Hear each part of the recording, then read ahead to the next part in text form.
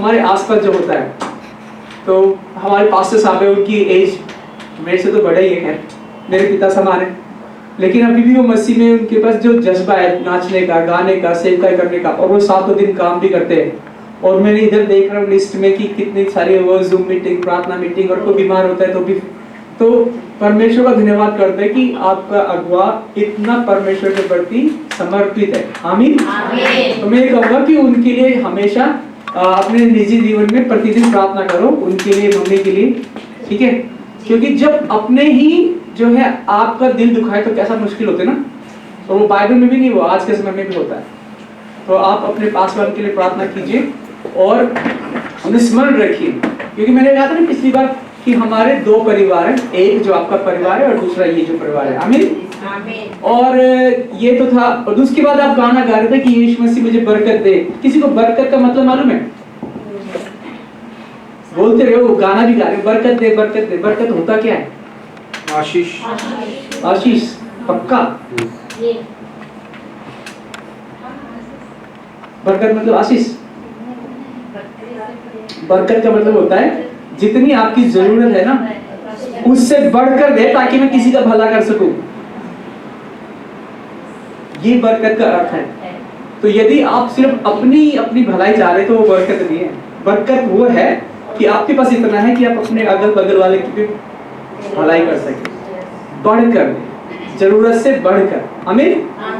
उसके बाद आप अगला गाना गा रहे थे कि कैसे कि यीशु मसीह, यीशु जी, यीशु जी, यीशु जी, जो तू कहे वो मैं कहूँ, ऐसे कुछ लाइन थी ना।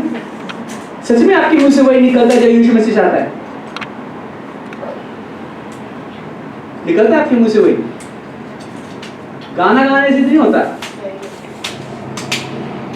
उसके बाद हम अगला गाना गा रहे थे कि यीशु, मैं कौन हूँ, मैं कौन हूँ, मैं यीशु मसीह मेरी पहचान है। क्या सच में यीशु मसीह आपकी पहचान है? कोई आपको देखकर जब आप नहीं हो, क्या उसको यीशु मसीह याद आता है? और यदि आपकी अनुपस्थिति में लोगों को आपको याद करके यीशु मसीह याद आता है तो आपकी पहचान यीशु मसीह है। आमीन। तो जो भी हम गाते हैं, हम वो तोते की तरह नहीं हो जाएं, पर उसे समझे और कोशिश करें। उसके बाद गवाही का समय आया था। मेरे पास भी गवाही है, पर मैं सोचा कि बार बार आऊंगा जाऊंगा, एक बार में सारा निपटा दूंगा। तो मेरी गवाही ये है कि आपको याद है कि पिछली बार मैंने गवाही दी थी कि मुझे मूवी का रोल मिला था, और फिर उन्होंने नेगेटिव रोल दिया था। वो कहते कि वो ड्रग बेचने वाला है, और फिर पुलिस पकड़ लेती है। मैंने वो रोल मना कर दिया, याद है? तो वो 5 मिनट के रोल के लिए $1200 दे रहे थे, तो वो रोल मैंने मना कर दिया। और आज उनका मैसेज आया, कहते हैं आपको एक नया रोल दे रहे हैं, हम editor in chief, news editor का रोल देंगे। तो मुश्किल है कि कोई 5 मिनट के लिए आपको $1200 दे रहा है। क्या आप प्रभु के बच्चे होकर के ना बोल सकते हैं क्या? क्योंकि जरूरत पड़ने में तो हम हर चीज को हाँ ही हाँ बोलेंगे। 5 मिनट काम करने के $1200, वो मूवी का रोल है, हकीकत में ड्रग एडिक्ट का रोल नहीं है वो, ठीक है? तो आज मैं परमेश्वर का धन्यवाद करता हूँ। जब हम परमेश्वर का सम्मान करते हैं ना, तो परमेश्वर हमारा सम्मान करता है। तो मसीह के बच्चों को बहुत सारी चीजों को ना भी बोलना है, जिससे मसीह में हमारी पहचान हो सके। आमीन। तो सभी को जय मसीह की। और अब जो है आज जो है मेरा संदेश शुरू होता है, और आप लोगों ने जो देखा होगा पत्थर और प्राण प्रतिष्ठा, पहले देखा है ना, वो सभी को भेजो, क्योंकि ताकि सब लोग उसका अर्थ समझ सके। आमीन। और आज जो मेरा प्रचार का विषय है वो है चालीसा। सुना आपने ये शब्द चालीसा? पहले सुना है चालीसा? इसका अर्थ क्या होता है चालीसा का? पहले बहुत सुना होगा, मैंने तो भारत में बहुत सुना है, चालीसा ये, चालीसा वो।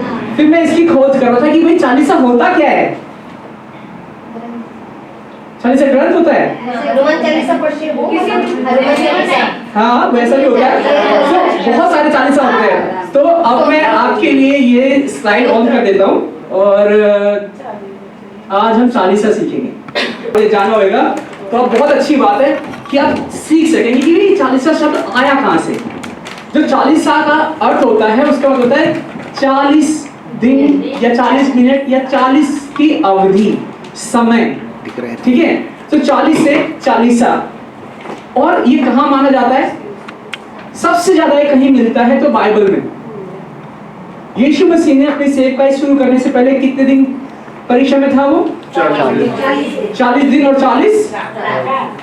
और जब वो क्रूस पे चढ़ाया गया और उसके बाद कितने दिन तक वो लोगों के साथ रहा? 40 दिन। यीशु मसीह ही 40 का आरंभ है और अंत भी। और यदि किसी को पता ही नहीं 40 क्या है तो आप आसानी से बात कर सकते हैं। आपको पता है 40 होता क्या है, 40 क्यों होता है, 40 कैसे शुरू हुआ है? तो जो है 40 दिन की जो अवधि है, बहुत सारे ऐसे परंपरागत मसीह समाज हैं जो कैथोलिक में भी हैं, वो 14 फरवरी से 28 मार्च तक, इस साल, हर साल अलग अलग होता है, वो ये 40 मनाएंगे। और ये 40 दिन में वो क्या करेंगे? मुस्लिम लोग रोजे रखते हैं और जो मसीह वाले लोग हैं वो ये 40 रखते हैं। और इस 40 दिन में वो बहुत सारी चीजों का त्याग करते हैं ताकि वो अपने जीवन को जांचे और परखे। क्या होता है कि हम यहाँ पे जब जांचते परखते हैं 2 मिनट में प्रभु का भोज लेने के लिए, वो प्रभु का भोज लिया और अपने अपने घर पर गए, हम अपना भूल गए। लेकिन ये साइंटिफिक रीजन से तय है कि अगर आप 6 हफ्ते किसी भी नई आदत को अपने जीवन में लाते हैं तो उसे कम से कम 6 हफ्ते तो लगेंगे आदत बदलने में। रोज एक चीज अगर आप बदलना चाहते हैं तो एक दिन में नहीं होगा, मिनिमम 6 हफ्ते लगेंगे। 40 में 6 ही हफ्ते होते हैं, है ना? तो ये 40 इतनी अच्छी चीज है और इसे इंग्लिश में लेंट कहते हैं। क्या कहते हैं? लेंट मतलब लेंथ को लेंट, ठीक है। तो 40 दिन की जो अवधि है, इस 40 दिन में जो इस साल आ रही है 14 फरवरी से 28 मार्च तक, क्या है 29 मार्च को? Good Friday. एग्जैक्टली। जब ये 40 दिन का उपवास आपका खत्म होएगा तब आपका गुड फ्राइडे शुरू होएगा। तो आज इसी के विषय में सीखेंगे। जैसे मैंने पहले भी कहा था कि अपने आप को परखो कि विश्वास में हो कि नहीं। तो आपको ये 40 दिन लेने हैं। आप आज से भी शुरू कर सकते हैं, कल से भी शुरू कर सकते हैं। आप अपने जीवन में ये मार्क कर सकते हैं कि प्रभु आज से मैंने ये निर्णय लिया है, मैं 40 शुरू करूंगा और इस 40 दिन में मैं अपने जीवन को परखूंगा। और आज मैं आपको बताऊंगा कि कौन सी चीजें हैं जो आप इस्तेमाल में ला सकते हैं और आपको परखने में आसानी होगी। आमीन। आप उसमें प्रार्थना कर सकते हैं, आप उसमें वचन पढ़ सकते हैं, आप उसमें किसी भाई या बहन की मदद कर सकते हैं और आप ये सोच सकते हैं कि जो मेरी फेवरेट चीज है इस 40 दिन में मैं उसे खाऊंगा ही ताकि मेरी पहचान यीशु मसीह हो। यदि मैं वही कर रहा हूं या कर रही हूं जो मुझे पसंद है तो मुझे मसीह की पहचान कैसे है?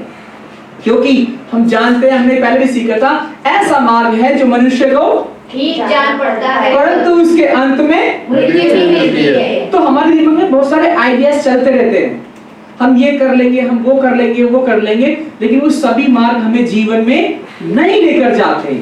और यदि आपको ढूंढना है कि बाइबल में 40 कहां है तो आप ये फोटो खींच सकते हैं।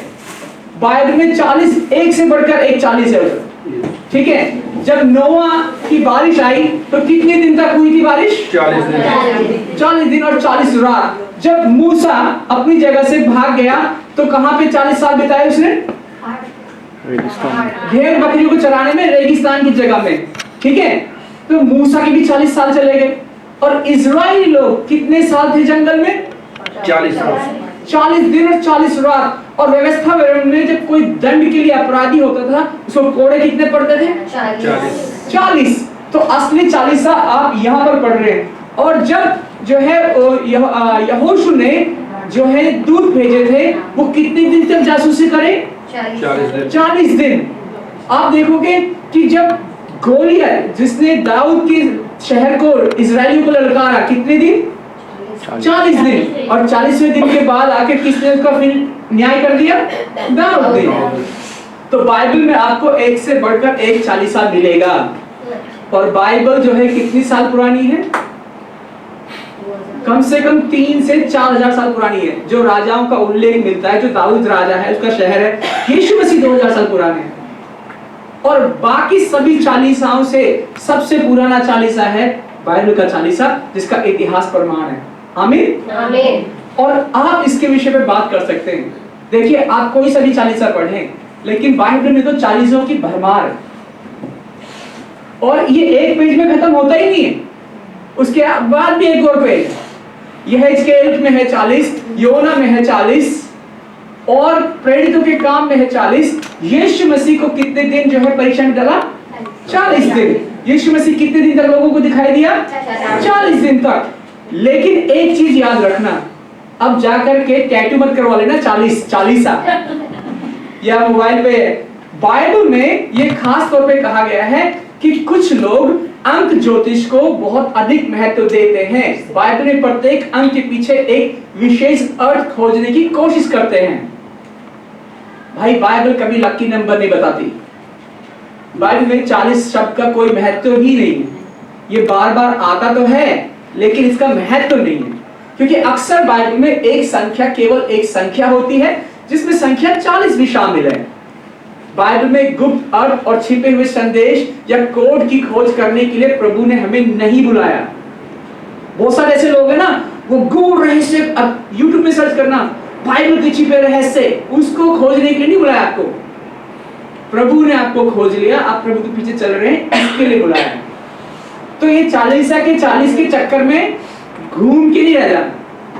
ये 40 आज का विषय है, लेकिन सिर्फ इसमें नहीं फंसना, क्योंकि दूसरा तीमुथियुस उसका 3 अध्याय और उसकी 16 और 17 में क्या कहता है? संपूर्ण पवित्र शास्त्र परमेश्वर की प्रेरणा से रचा गया है और उपदेश देने और समझाने और सुधारने और धार्मिकता की शिक्षा के लिए लाभदायक है, ताकि परमेश्वर के जन सिद्ध बने और हर एक भले कामों के लिए तत्पर हो जाएं। आमीन। आमीन। तो आपको ये याद रखना है कि बहुत सारे लोग हैं जो ऐसे फैंसी नामों में आपको उलझाने की कोशिश करेंगे। 40 के 40 मंत्र, ये वो वगैरह वगैरह, उससे फर्क नहीं पड़ता। अगर आपने 40 दिन तक परमेश्वर को अपने जीवन में पहला स्थान दिया है, वो इसलिए नहीं कर रहे कि 41वें दिन में जाके जो दिल कर रहा वो करूंगा या करूंगी, पर इसलिए कर रहे हैं कि मेरे जीवन से प्रभु की पहचान हो। आमीन। आमीन। ये 40 दिन तो सिर्फ शुरुआत है। बहुत सारे ऐसे लोग हैं जो कि अलग अलग प्रार्थना करते हैं और जब अलग अलग जगह जाते हैं। मेरा एक दोस्त था जो मेरे साथ पढ़ता था, तो वो बहुत सारे उल्टे पुल्टे काम करता था। मैंने बोला ऐसे क्यों करता है? कहता है पहले मंदिर जाने से पहले पाप तो कर लूं, फिर वहां पे पाप धोऊंगा क्या? तो बहुत सारे ऐसे लोग हैं, वो सोचते हैं कि हम पाप बाद में धो लेंगे, पहले कर तो लें। लेकिन कभी कभी आने वाला कल आता भी नहीं। तो ये 40 इसीलिए है कि 40 दिन आप अपनी आदतों को सुधारें, कोशिश करें कि हम परमेश्वर में तत्पर हो जाएं, उसके वचन को पढ़ने और उसमें आगे बढ़ने में। आमीन। आमीन। और ये वचन अगर आप चाहें तो इसे स्मरण रख सकते हैं, क्योंकि परमेश्वर का वचन क्या कहता है? कहता है यदि मेरी प्रजा के लोग जो मेरे कहलाते हैं दीन होकर प्रार्थना करें और मेरे दर्शन के खोजी होकर अपनी बुरी चाल से फिरें, तो मैं स्वर्ग में से सुनकर उनका पाप क्षमा करूंगा और उनके देश को ज्यों का त्यों कर दूंगा। आमीन। आमीन। बहुत खास चीज नोट करने वाली है कि मेरी प्रजा के लोग जो मेरे कहलाते हैं। यदि आपकी पहचान प्रभु से है तो आप उसे कहलाते हैं। कहता है दीन होकर प्रार्थना करें। कोई नहीं कह रहा है प्रार्थना करें, दीन होकर प्रार्थना करें।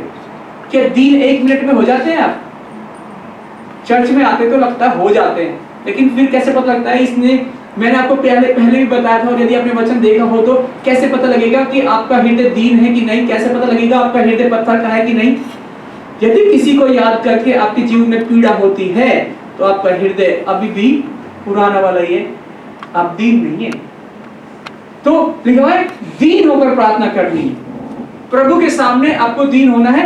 और क्या कहता है? मेरे दर्शन के खोजी होकर अपनी बुरी चाल से फिरें। किसके खोजी होना है? बरकत के, आशीष के। जब आप परमेश्वर के दर्शन के खोजी होते हैं, और जब परमेश्वर कहीं पे आता है तो वहां पे कमी घटी रहती है क्या? नहीं। तो परमेश्वर की उपस्थिति की जब आप दीन होकर खोज करते हैं तो वो क्या कहता है? मैं स्वर्ग से सुनकर उनका पाप क्षमा करूंगा। आमीन। आमीन। तो आपको प्रार्थना करनी है, दीन होकर प्रार्थना करनी है और बुरी चाल से फिरना है। और यदि आप बुरी चाल से नहीं फिरेंगे तो फिर तो आप कितना भी गाना गाते रहो। गाना तो लोग क्लब में भी गाते, क्या अंतर है? लेकिन आप चाहते हैं यदि आपके जीवन में परमेश्वर की सामर्थ और उद्धार आ जाए तो अपने आप को दीन आपको करना है। क्योंकि परमेश्वर कहता है कि यदि मेरी प्रजा के लोग जो मेरे कहलाते हैं दीन होकर प्रार्थना करें और किसके दर्शन की खोजी हो, परमेश्वर, तो वो स्वर्ग से उनकी प्रार्थना सुनेगा। आमीन। आमीन। अब सवाल उठता है जीवन में कि हम प्रार्थना तो करते हैं, फिर मेरा घर क्यों घूमता दिखता है, मुझे बुखार क्यों आता है, समस्या क्यों होती है? आप ही कह रहे थे ना घर घूम रहा है। मेरा घर तो कभी नहीं घूमा, मेरी बाइक का पहिया घूमता है। तो हमारे जीवन में कठिन समय क्यों आता है? यदि हम प्रार्थना भी कर रहे हैं, प्रभु के खोजी भी हैं, क्या किसी के पास इसका उत्तर है? क्या आप मसीह को मानते हैं, कोई बीमार नहीं पड़ेंगे? तो प्रभु उसमें प्रार्थना सुनेगा नहीं सुनेगा? उत्तर देगा नहीं देगा? देगा। फिर आप बीमार क्यों पड़ते हो? यदि आप बाइबल पढ़ोगे तो ये 40 दिन का जो चालीसा है कि भाई मैं 40 दिन मैंने नियम बनाया है, इस 40 दिन को लगातार चाहे एक ही वचन एक ही लाइन पढ़ूं, मैं पढ़ूंगा ही। अपनी अटेंडेंस अपने कैलेंडर में टिक कर दो। मेरा एक दोस्त है, तो उसका एक भाई है, वो भाई जेल चला गया। जेल में से उनको हफ्ते में एक दिन मिलता है फोन करने के लिए और उसमें सिर्फ 6 मिनट बात कर सकते हैं, 5 से 6, ठीक है? और वो 5 मिनट में अपनी मम्मी से बात करता है वो, और फोन कट जाता है पर बात खत्म नहीं होती।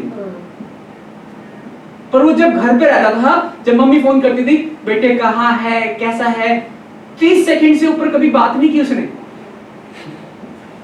हाँ आ जाऊंगा, ठीक है, बाद में बात करते हैं, अभी बिजी हूं। अब वो वहां पर चला गया, ऐसी परिस्थिति में जेल में चला गया, तो उसको क्या हो गया, डिसिप्लिन हो गया। अभी उसको एक एक मिनट अपनी माँ की आवाज सुनने में अच्छा लगता है। जब आप अपने जीवन में डिसिप्लिन लाएंगे ना, तब आपके जीवन में परमेश्वर की उपस्थिति एक एक पल में रहेगी। आपको संडे का इंतजार नहीं करना पड़ेगा, कोई कहेगा नहीं आपको कि खड़े हो जाओ, प्रभु के लिए नाचो या ताली बजाओ, क्योंकि परमेश्वर का आत्मा आपके अंदर भर जाएगा और आपकी पहचान स्वयं यीशु मसीह होंगे। आमीन। आमीन। तो यदि आप बीमार पड़ते हैं तो पढ़ते हैं जी, कोई बात नहीं, हम पढ़ते हैं। क्यों पढ़ते हैं? उसका इधर नियम उदाहरण दे रखा है, किसमें? सबोपदेशक 3 अध्याय उसका 1 से 11 में। यदि आप पीछे की फोटो ध्यान में करेंगे, 1 2 3 4 फोटो लगी है उसमें, वो 4 सीजन है, सर्दी, गर्मी, बरसात, बसंत, पतझड़, जो भी हो। तो एक वर्ष में जब विभिन्न प्रकार के नियम और मौसम आते हैं, ऐसे हमारा जीवन है। क्या लिखा हुआ है वचन में कि सभी कामों का एक निश्चित समय है, हर एक बात का एक अवसर, प्रत्येक काम का जो आकाश के नीचे होता है एक समय है।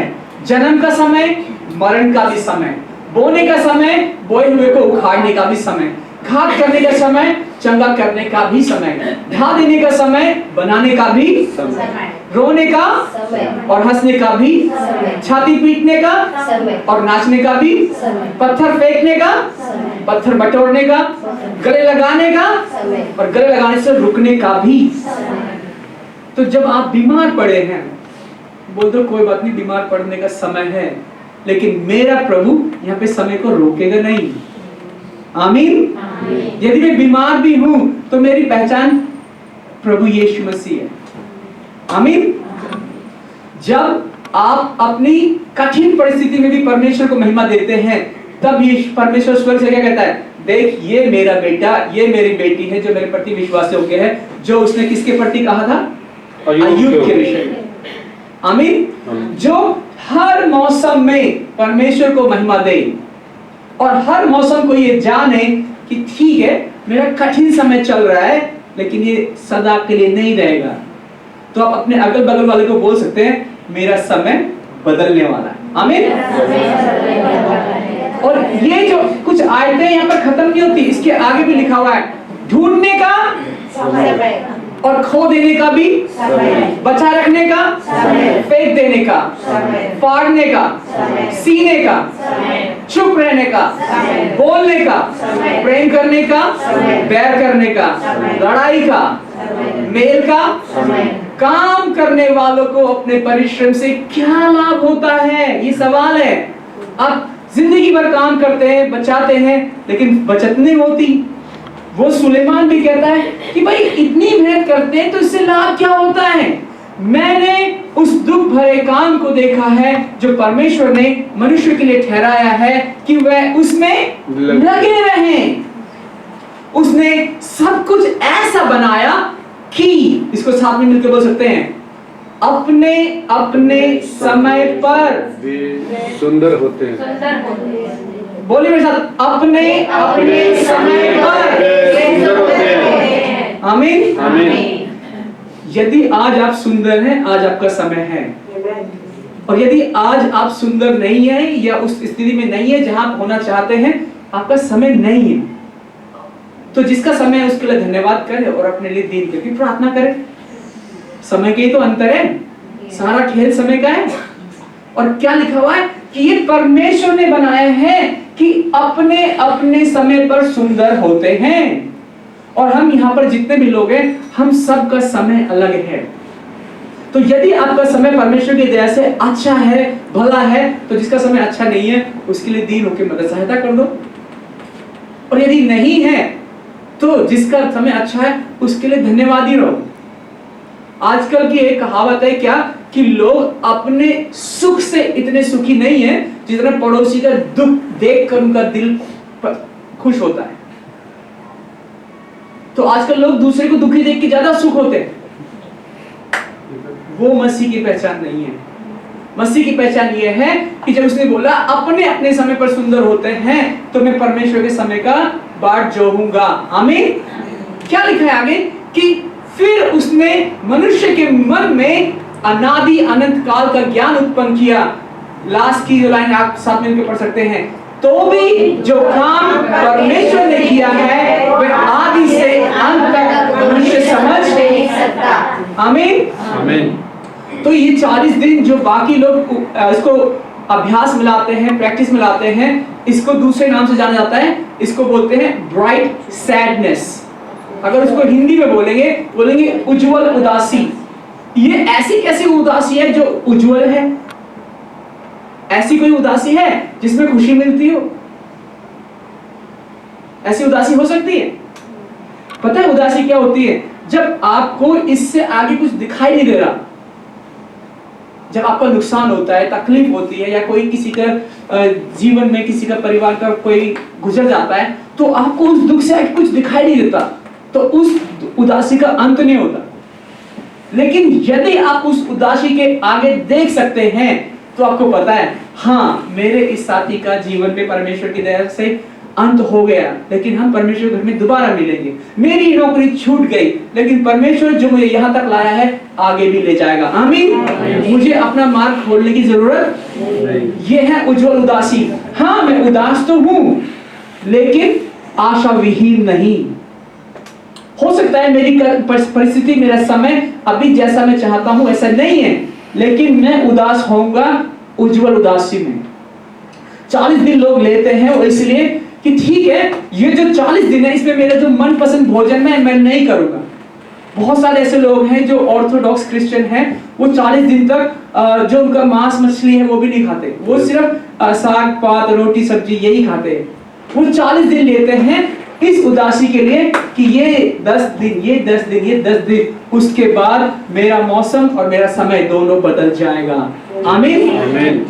तो आपके जीवन में कोई भी परिस्थिति है, मैं आपको ये नहीं कह रहा हूँ कि आपको ये कह रहा हूँ कि 40 दिन का उपवास करो परमेश्वर आपकी मनोकामना पूरी करेगा, ये नहीं कह रहा हूँ मैं ये कह रहा हूँ कि आप 40 दिन लें अपने जीवन में हर एक समय को एक्सेप्ट करने के लिए कि जैसा भी समय हो, ये 40 दिन मैं परमेश्वर का वचन पढ़ूंगा, ये 40 दिन मैं प्रार्थना करूंगा, ये 40 दिन हालांकि निराशा है, कठिन परिस्थिति है, बीमारी है, कठिनाई है, लेकिन मैं परमेश्वर को पहला स्थान दूंगा। आमीन। और ये कैसे कर सकते हैं? मैंने कुछ चार्ट बनाया यहां पर।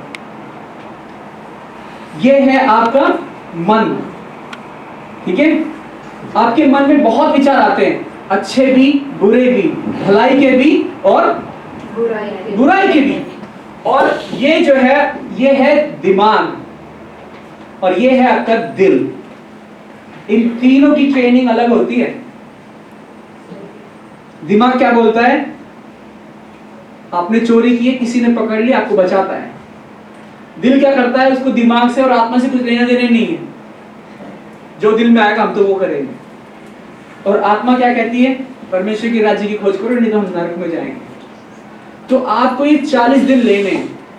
जबकि उपवास की प्रार्थना आ रही है आने वाले रविवार में, तो आप उपवास के दिन ही उपवास मत करें, पर आज से तैयारी करते चले कि जब मैं उपवास की प्रार्थना उस दिन करूंगा तो उस दिन तक मेरा मन और तैयार हो। हम किसान के परिवार से आते हैं, तो किसान के सीधा जाते हैं उधर बीज बो देता है खेत में।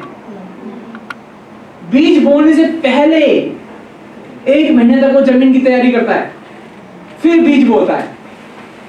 आप उपवास की प्रार्थना सीधा उस दिन उपवास करेंगे और प्रभु के पास पहुंच जाएंगे। तो आपको अपने आत्मा, अपने बुद्धि और अपने हृदय इनको तैयार करना है। और फिर एक दिन मौका मिले तो उपवास की प्रार्थना करनी है। कैसे करना है? वचन पढ़ना है।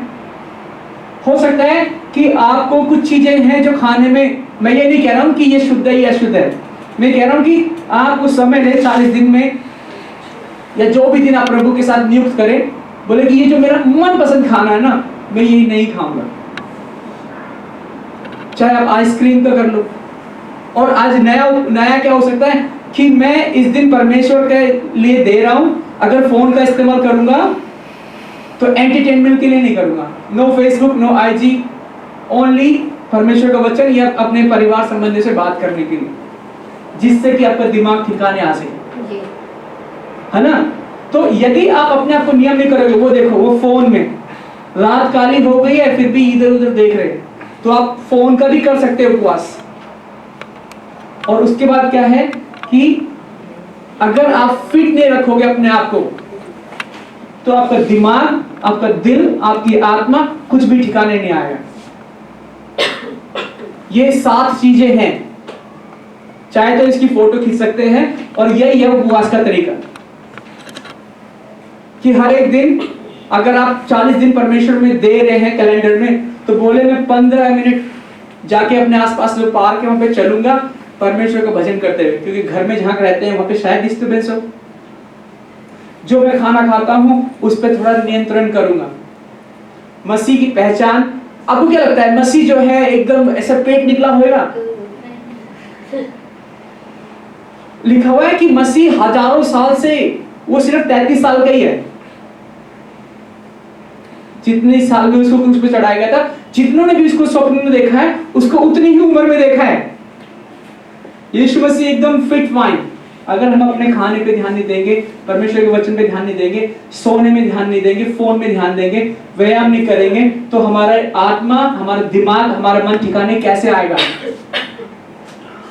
आप बोल सकते हैं आप टायर्ड है, 15 मिनट भी नहीं है अगर आपके पास, तो फिर तो आप बीमारी का घर इकट्ठा कर ही रहे हैं।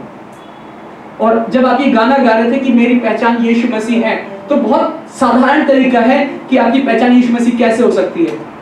मेरे साथ बोल सकते हैं आशा। आशा नहीं बोल रहा हूं, आशा। ASA, है ना? Action, speech, attitude.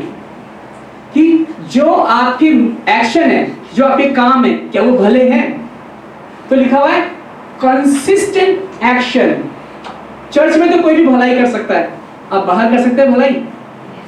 यदि आप कहते हैं आपकी मसीह पहचान है, तो आपके अंदर ये आशा होनी चाहिए, ASA।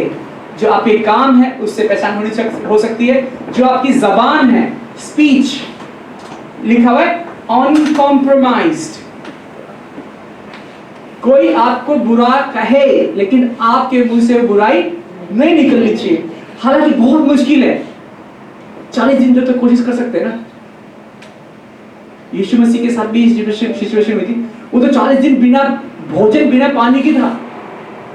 हमको तो ये ऑप्शन है, खाना तो खा सकते हैं, तो 40 दिन क्या 8 दिन के बाद ही मैं खत्म, अगर मुझे भूखा रहना पड़ेगा बिना पानी के। और एक और चीज, शुद्ध भाव, राइट एटीट्यूड, 40 दिन तक आपको ये कोशिश करनी है। आमीन। कितने लोग हैं जो ये 40 करेंगे? हाथ नहीं खड़ा करना। हो सकता है हम अभी जोश में हाथ खड़ा करते, एक दूसरे को देख के खड़ा करते, बाद में करें नहीं, फिर गिल्टी फील हो, लेकिन कोशिश तो करेंगे।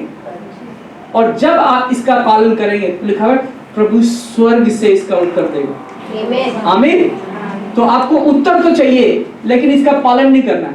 सिर्फ 3 चीजों में आपको प्रभु की पहचान होनी चाहिए, आपके एक्शन में, आपकी स्पीच में, आपके एटीट्यूड में, आपके कामों में, आपके मन के भाव में और आपकी जबान में। आमीन। तो ये लिखा हुआ है, यदि कोई अपने आप को इनसे शुद्ध करेगा और तो वह आदर का बर्तन और पवित्र ठहरेगा और स्वामी के काम आएगा, हर भले काम के लिए तैयार होगा। आमीन। तो आपको अपने आप को शुद्ध करना है। अभी गुड फ्राइडे आ रहा है, अभी ईस्टर आ रहा है, वो छुट्टी या इवेंट के लिए नहीं है, ये शुद्धिकरण है हमारे मन का, हमारे जीवन का। अक्सर लोग क्या करते हैं, घर में सफेदी करते हैं जब कोई तीज त्योहार आता है, ये दिल में सफेदी करनी है, अपने जीवन में सफेदी करनी है। वे कहते हैं कि हम परमेश्वर को जानते हैं, पर अपने कामों से क्या कहते हैं? कहते हैं, फिर से पढ़ते देखो, वे कहते हैं कि हम परमेश्वर को जानते हैं, पर अपने कामों से उनका इनकार करते हैं, क्योंकि वह और आज्ञा ना और किसी अच्छे काम के योग्य नहीं। आप कहते तो हो, आप कलीसिया में आ रहे हो, बाइबल पढ़ रहे हो, लेकिन आप ये काम इनकार कर रहे हैं।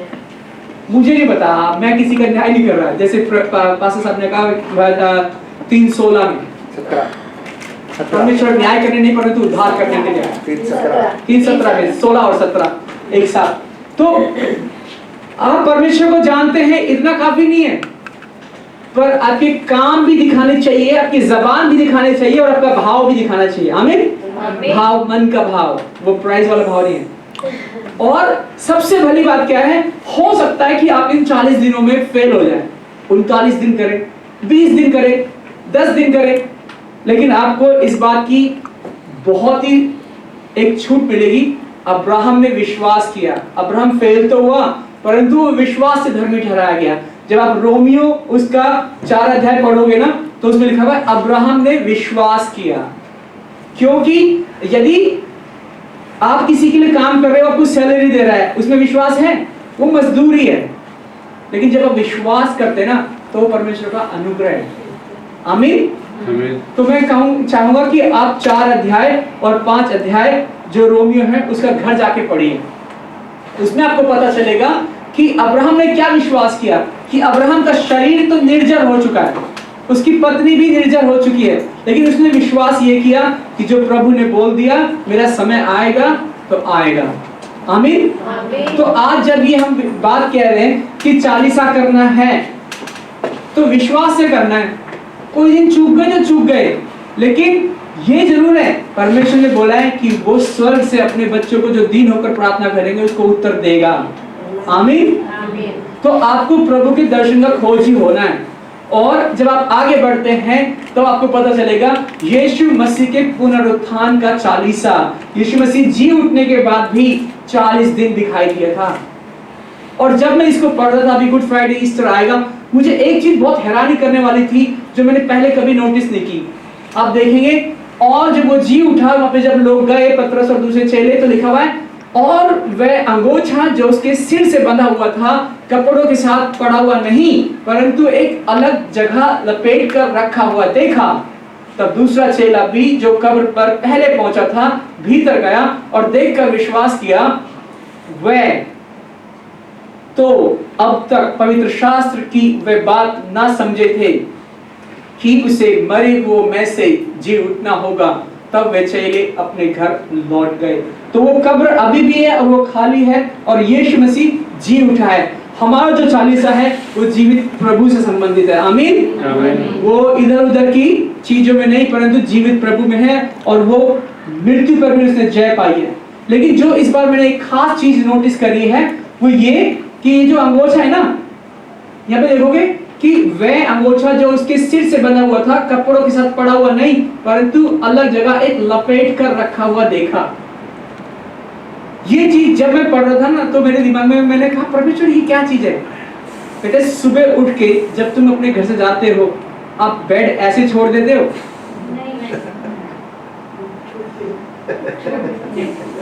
साफ करते हैं। मुझे नहीं पता आप क्या करते हैं, लेकिन जब मैंने पढ़ा यीशु मसीह जब जी उठा ना तो जिस कफन में उसको रखा था उसने उस कफन को तय लगा के साइड में रख दिया।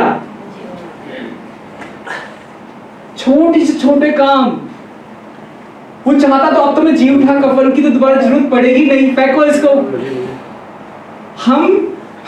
मुझे इतनी हैरानी हुई कि सो उठने के बाद मैं भी तकिया की तरह वो खबर की तरह चला जाता हूँ। फिर मैंने कहा अब मैंने ये सीखा प्रभु से कि छोटी से छोटी चीज में मसीह की पहचान होनी चाहिए। सुबह उठने के बाद मेरी बेडशीट कैसी है, घर में घुसने के साथ मेरे जूते चप्पल कैसे फेंके मैंने।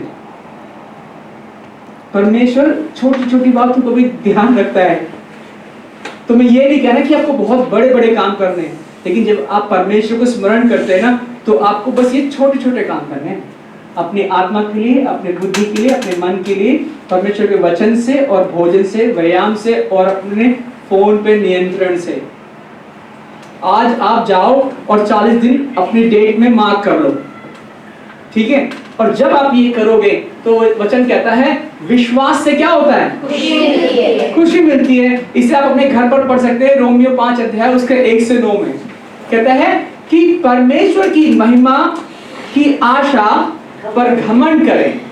केवल यही नहीं वरन कलेश में भी घमंड करें। घमंड किस बात का? ये जानकर कि कलेश से धीरज से खरा निकलना और खरे निकलने से आशा उत्पन्न होती है और आशा से लज्जा।